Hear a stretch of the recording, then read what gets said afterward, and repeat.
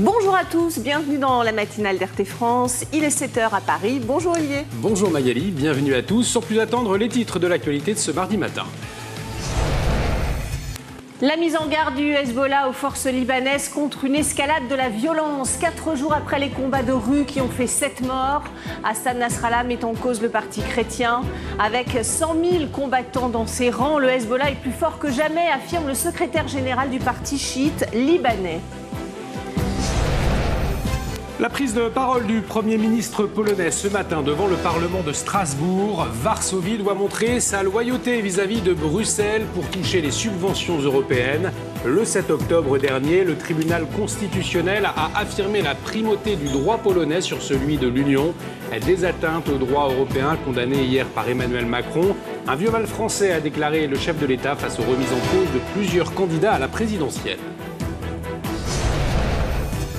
Et puis l'appel à la mobilisation des Gilets jaunes contre la prolongation du pass sanitaire au-delà du 15 novembre en France. À partir d'aujourd'hui, le nouveau projet de loi est débattu par les députés à l'Assemblée nationale. L'exécutif qui veut maintenir le contrôle au-delà de l'élection présidentielle.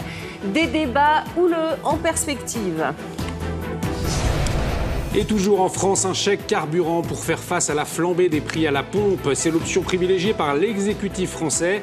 Le Premier ministre devrait l'annoncer avant le début des vacances de la Toussaint. Un dispositif identique à ce qui se fait déjà dans les Hauts-de-France. Mais l'exécutif nie s'en être inspiré. Et pour cause, c'est la région de Xavier Bertrand. Le pouvoir d'achat des Français et des jeunes en question également dans cette édition.